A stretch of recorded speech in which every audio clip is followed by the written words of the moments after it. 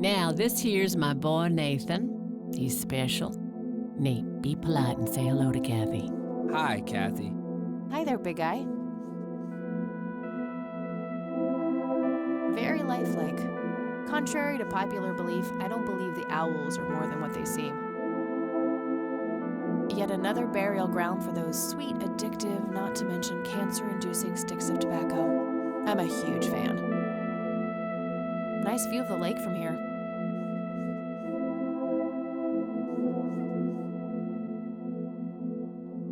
It's Nathan, Sue's mentally disabled son. What you doing, big fella? Drawing. Oh yeah? What are you drawing? The nice red man. You mean Santa? No! The nice red man. Now, what did I say about raising your voice at strangers? Sorry, Mama. I'll be nice. The red man is nice. Don't mind him. He gets so absorbed in his drawings thanks to that wild imagination of his, just like his sister. Nah, he's stuck in his own little world.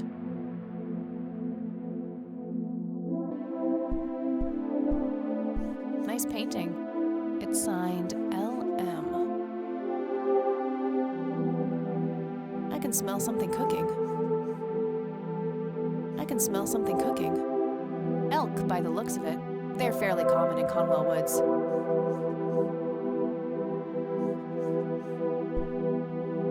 So you wanted to ask me about Lily? Yeah. Do you mind telling me what happened when my grandfather came to see you?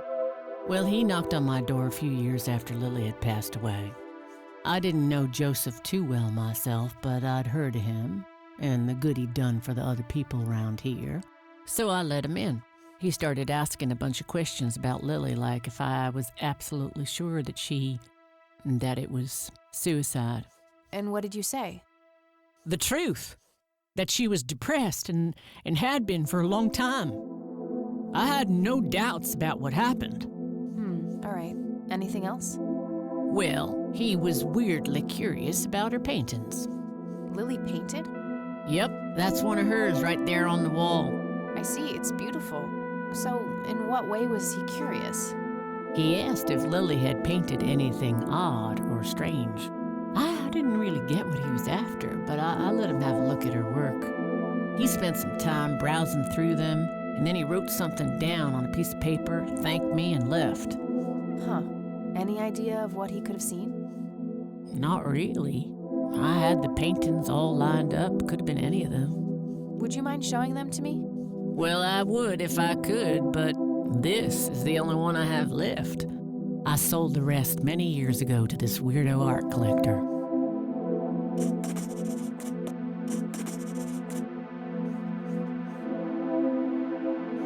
Do you know anything about what happened to my grandfather? How he ended up in a wheelchair? Stroke, wasn't it? At least that's what I heard. Not necessarily. There are some divided opinions about it. Now that I think about it, that whole ordeal happened to him not long after he came here. How long? A week, maybe, at the most. I don't need to ask her about that. Mind telling me what Lily was like, Sue? I'd be happy to. She was Nathan's older sister by 2 years. Lily was like any girl growing up, normal, happy, talking about school, boys, and whatnot. And she and Nathan were close back then, always playing together in the woods. When Lily was 10, she started drawing, always doodling on just about anything she could get her hands on. We didn't have much, really, and so she used what she could. Once I even caught her scribbling on toilet paper. On her 12th birthday, we gave Lily a thick sketchbook with an assortment of pencils. She was ecstatic. That was the happiest I'd ever seen her. From that day, drawing became her life. Eventually, her art teacher at school helped her to get started with oil painting. When Lily was 15, something changed. At first, I thought it was just usual teen angst, but no, this was something different. She started going out, disappearing for long periods of time. She locked herself in when painting. She never used to do that. I tried everything. Counseling, support groups, antidepressants. Nothing worked. About a year later, she just gave up. And well, you know the rest. I'm sorry, Sue. That must have been unimaginable. Thanks, darling, but it's been a while now. I've learned to live with it. Does the name Charles Wade mean anything to you? Oh, he's some big-time businessman, ain't he? Yeah, he owns a large company. That about sums up what I know about the fella.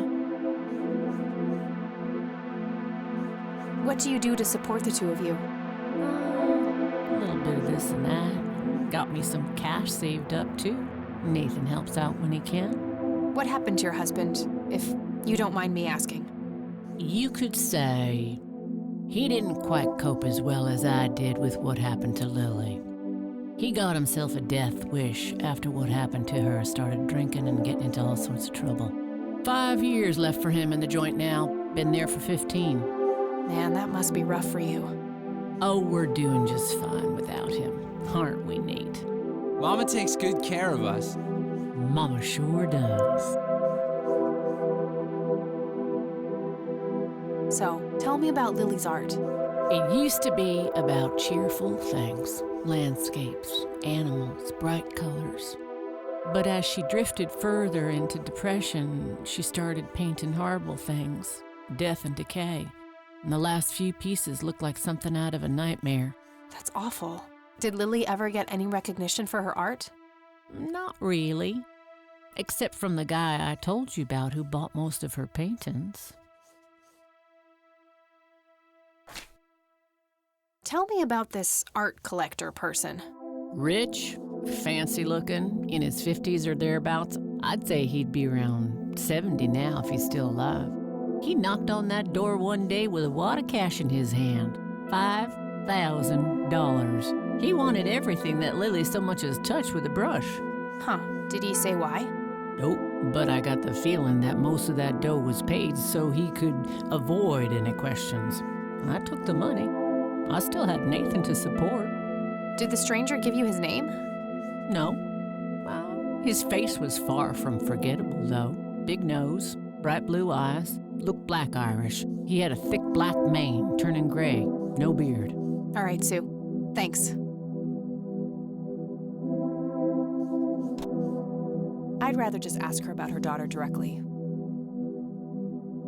Do you know what this key opens? Well, that's a bit of a weird question, ain't it? But no. Hey, Sue, do you recognize any of these men? Well, there's Joseph Rain. Always so handsome. I had such a crush on him back in the day. And no way. That's him. The man who bought the paintings. He's much younger here, but there's no mistaking that hair and nose. Are you sure? I'm positive, little cat. That's the guy who walked into this cabin with $5,000 in cash. That's very helpful, Sue. Thanks. Ugh. Another question for the elusive Mr. Wade.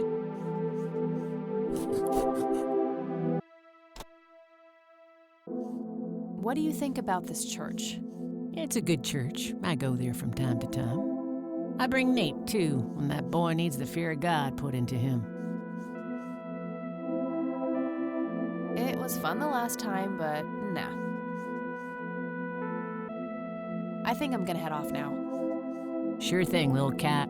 Come back anytime.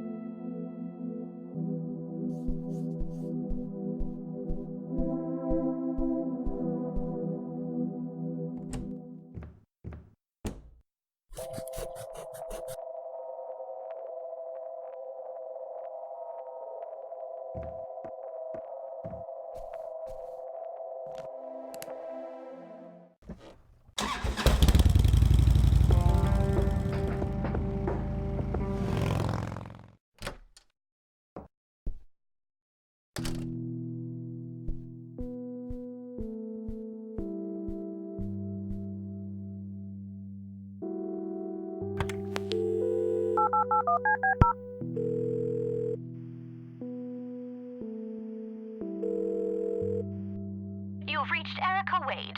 Leave a message after the beep. I want to put a message in here, but I'm not sure what. I think I'll sleep on it and try to figure out something tomorrow.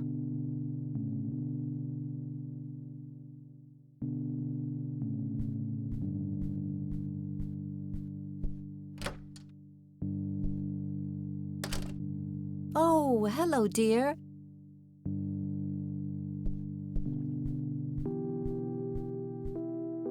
Mind if we talk for a bit, Grandma? Not at all, dear. What's on your mind? I don't see a reason to ask her about that.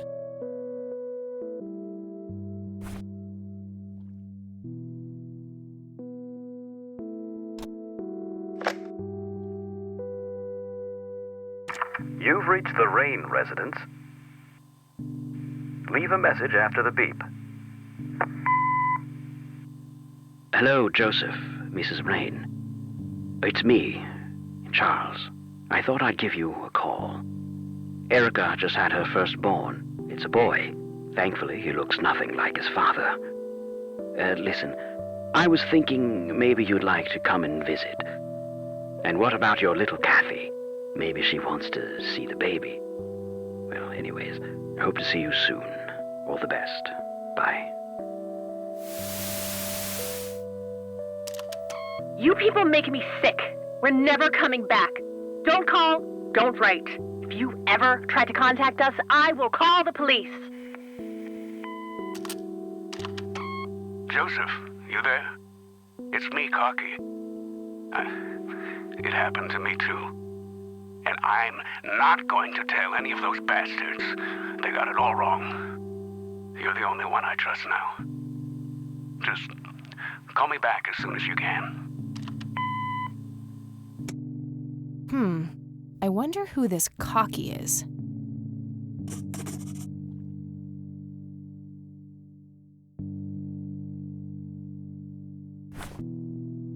Mind if we talk for a bit? Not at all. Does the nickname Cocky mean anything to you? Sounds vaguely familiar. It reminds me of the aviator call signs Joseph and his friends gave one another. Joseph was vigilante. I can't count the number of times he got into trouble for breaking the rules. To this day, I have no idea how he always managed to land on his feet. Must be hereditary, given the things I've gotten away with. Every time I wake up, I am genuinely surprised that I'm not in jail. I'm sure it's not that bad, dear. But to get back to the subject, you don't have any idea of who this Cocky is? I'm afraid not, but the Air Force might be a good place to start.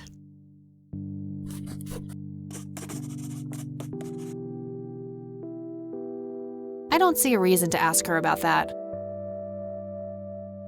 Bye, Grandma. I'll be back later. So long. It's getting late. I should head back to the city.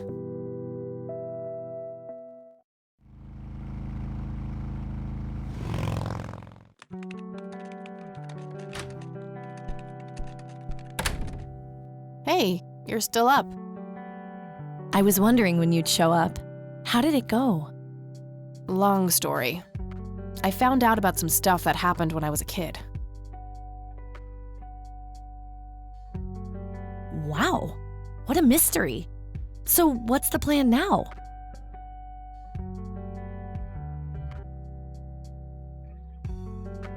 I don't know yet, but I'll figure something out. What about this Charles Wade? You still haven't talked to him. And that strange bright picture you showed me? Those tapes? Listen, I know this guy. Eileen, relax. We can talk about it tomorrow, okay? Oh, it's way too late now. Oh, I couldn't possibly sleep now. I'm way too excited. Well, that makes one of us. Nighty. Good night, Kat.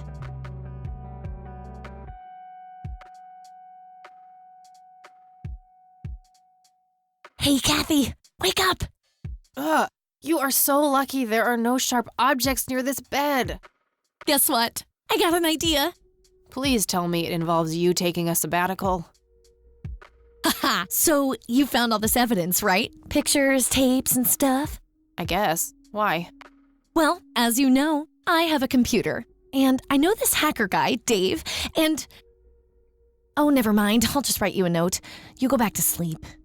Seriously, Eileen, sometimes I just marvel at how your brain works. I know, right?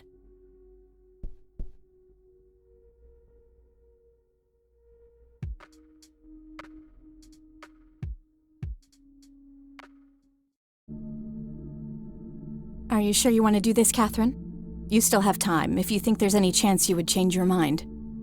I'm sure, Doctor. Just get it out of me. But please, don't tell my mom. I'm sorry, but we have to do that. It's the law.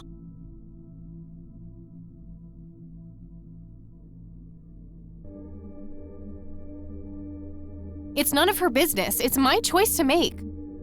I have enough shit going on with her already. This would just add fuel to the fire. I'm afraid there's nothing I can do. Fine.